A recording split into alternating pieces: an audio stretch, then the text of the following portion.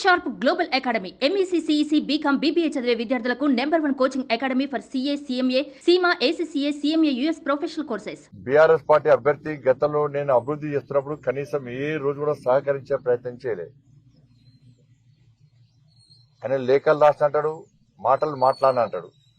ఆయన రాసిన లేఖలు, ఆయన మాట్లాడిన మాటలు కేసీఆర్ కుటుంబానికి ఆస్తిపాస్తులు సంపాదించి పెట్టింది తప్ప ఆయన ఎన్నికల్లో ఓడిపోయినాక లాపత్త లేకుండా హైదరాబాద్ ఉన్నాడు తప్ప దానివల్ల కరీంనగర్ పార్లమెంట్ నియోజకవర్గానికి ఒరిగిందేంటి? ఆయన లేఖ రాస్తేనే ఇలా national highway Karimnagar Warangal road వచ్చిందా? కేసీఆర్ సహకరించకుంటే ఈయన లేఖ ఎందుకు రాలే? ఎవరి హయాంలో బడ్జెట్ కేటాయించినాం, ఎవరి హయాంలో టెండర్లు అయినాయి, ఎవరి హయాంలో ప్రధానమంత్రి గారికి ప్రారంభోత్సవాలు చేశారు.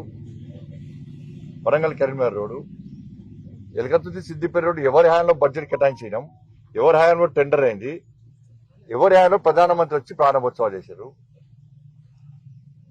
ఎవరి హయాంలో గ్రామీణ సడక్ యోజన నిధులు వచ్చినాయి, ఎవరి హయాంలో సిఆర్ఎఫ్ నిధులు అత్యధికంగా వచ్చినాయి, ఎవరి హయాంలో కేంద్రం నుంచి గ్రామాల వారిగా సంక్షేమ పథకాలు వచ్చినాయి. ఇవాళ తెలంగాణలో రాష్ట్ర ప్రభుత్వం వాళ్ళదే, వాళ్ళ పార్టీకి సంబంధించిన ప్రభుత్వం వాళ్ళు అభివృద్ధి చేస్తే గ్రామానికి పోస్టర్లు ఎందుకు వేసుకోలే?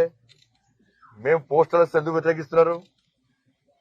వాళ్ళు చేసే అభివృద్ధిని ఇంటికి ఎందుకు చెప్తలేరు? గతంలో 2 ఎంపీలు ఉన్నటువంటి వ్యక్తులు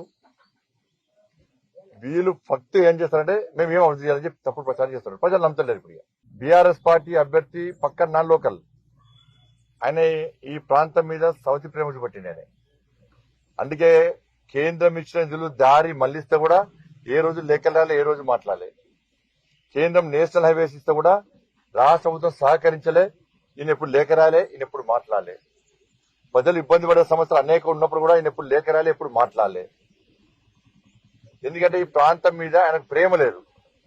ఏదో ఎంపీ గెలవాలి, వాళ్ళ వ్యాపారాలు నడవాలి, ఇంకా వ్యాపారాలు చేసుకుని ఎక్కువ సంపాదించుకోవాలి, నేను బాగుపడాలి, కేసీఆర్ కుటుంబం బాగుపడాలి, భూములు కబ్జా చేయాలి, ఆస్తులు సంపాదించుకోవాలని చెప్పి ఆలోచన తప్ప ఆయనకి ఏ రోజు సోయలేదు.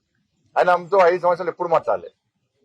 మరి ఆయన అభివృద్ధి చేస్తే గతంలో పార్లమెంట్ సభ్యునిగా పోటీ చేసేటప్పుడు 98,000 మెజార్టీతో నేట్ల గెలిచిన ఆయన ఎట్లా ఓడిపోయాడు?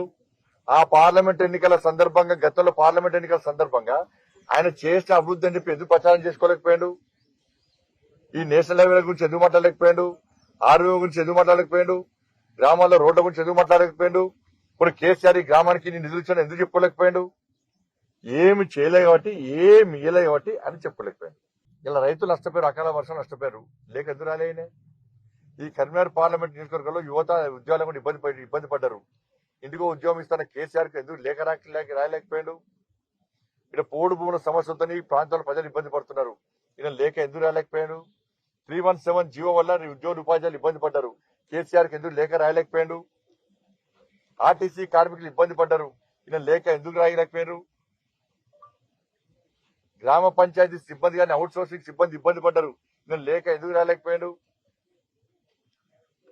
అప్పుడు చేతులు రాలే, నాకు వాళ్ళ సమస్యలు పట్టించుకోలేనే. ఓడిపోయినాక పైసలు సంపాదించుకోవాలి, గెలిస్తే సంపాదించుకున్న పైసలు ఇంకా రెట్టింపు చేసుకోవాలి. వీళ్ళ ప్లాన్ అది. కాంగ్రెస్ పార్టీ ఆయన ఎవరు మీకు తెలుసా అని చెప్పారు.